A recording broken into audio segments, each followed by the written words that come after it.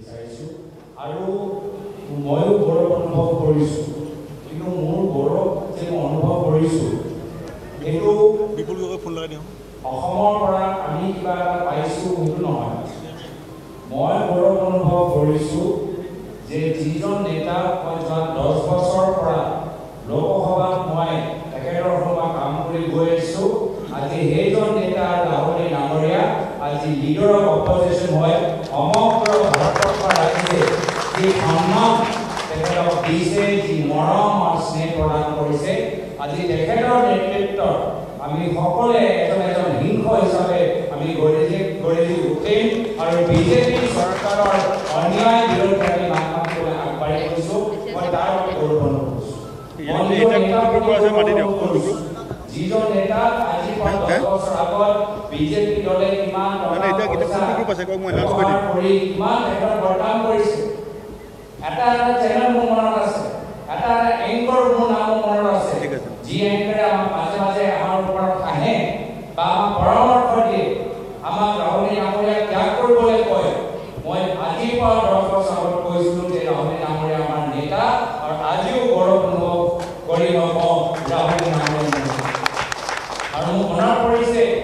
মোৰ পিতৃ প্ৰায় অনুমতি কৰিলোঁ তেখেতে প্ৰথম দিনতে ৰাহুল ডাঙৰীয়াই কৈছে যে আপুনি ভাৰতৰ প্ৰধানমন্ত্ৰী হ'ব আৰু বিজেপি দল আপোনাৰ ছবিত বদনাম কৰিছে যিহেতু তেওঁলোকে বুজি পাই গৈছে যে আপুনি এজন শক্তিশালী নেতা বহুতে ভাবা নাছিলে কিন্তু আজি 10 বছৰ পিছত এটা নহয় দুটা ভাৰত জোড়ো ন্যায় যাত্ৰা কৰাৰ পিছত এতিয়া আমি সকলোৱে গম পাই গৈছোঁ যে ৰাহুল ডাঙৰীয়াৰ নেতৃত্বৰ কাৰণে আমি কংগ্ৰেছ হৈ আছে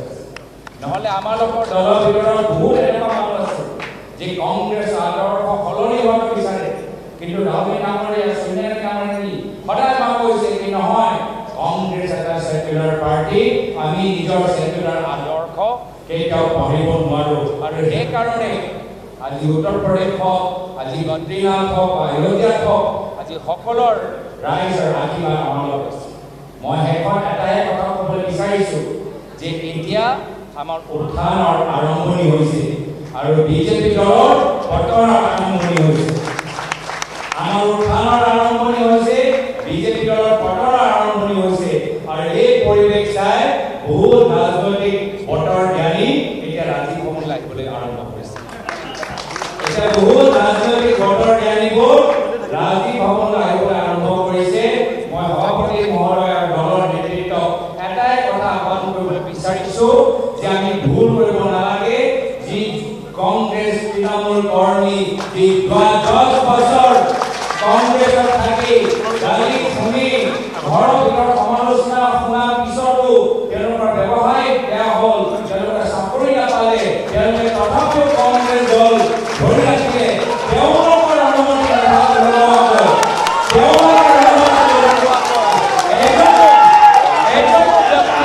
আমাৰ দলটোক যোগদান কৰিব নোৱাৰে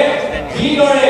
লোকসভা প্ৰাৰ্থিত্ব প্ৰদান কৰাৰ ক্ষেত্ৰত আমি ব্লক মণ্ডলৰ জিলা কংগ্ৰেছৰ পৰা আমি ৰেকমেণ্ডেশ্যন লৈ আহিছোঁ একেৰাহে নতুন কোনোবা দলটো সোমাবলৈ হ'লে একদম মণ্ডল ব্লক আৰু জিলা কংগ্ৰেছৰ ৰেকমেণ্ডেশ্যন পালে আমি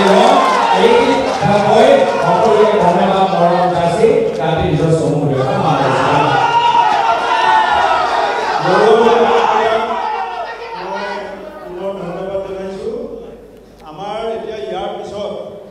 কনফাৰেন্স হলত hill district west Karbi Anglong east Karbi